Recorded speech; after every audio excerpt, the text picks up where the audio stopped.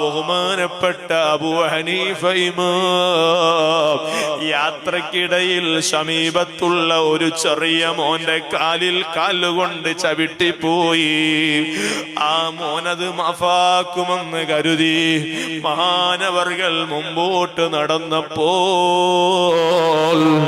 അതാ ചെറിയ മോനാണെങ്കിലും ആ മോൻ അബൂ ഹനീഫ ഇമാമിനെ വിളിക്കുകയാണ്. ഓ അബൂ ഹനീഫ,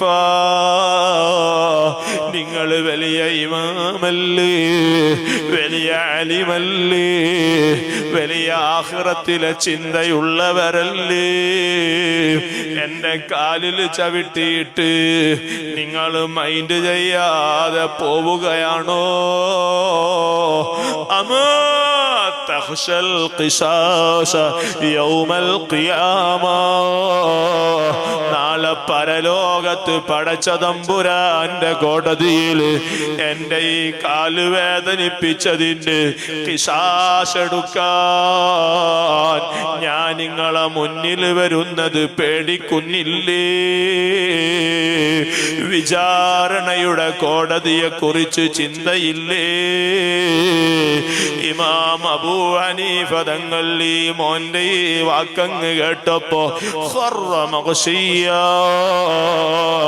ബോധം കെട്ടങ്ങ് വീണുപോയി.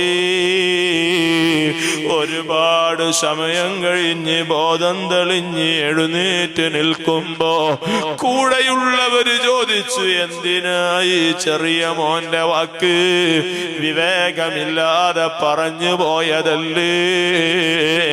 ആ മോന്റെ വാചകത്തിൽ ടെൻഷൻ അടിക്കേണ്ടതുണ്ടോ?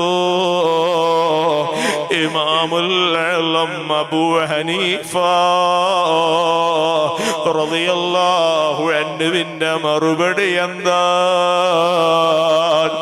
അൽദുൽമു യുഅദ്ദി ഇലാ സൂഇൽ ഖാതിമ. അക്രമം ആരോട് ചെയ്തിട്ടുണ്ടെങ്കിലും ആ അക്രമം അവസാനം മോശമാക്കി കളയുന്നതാണ്. അതിൽ വയസ്സിന്റെ വ്യത്യാസങ്ങളില്ല, അതിൽ ഇൽമിന്റെ ബഹുമാനങ്ങളില്ല.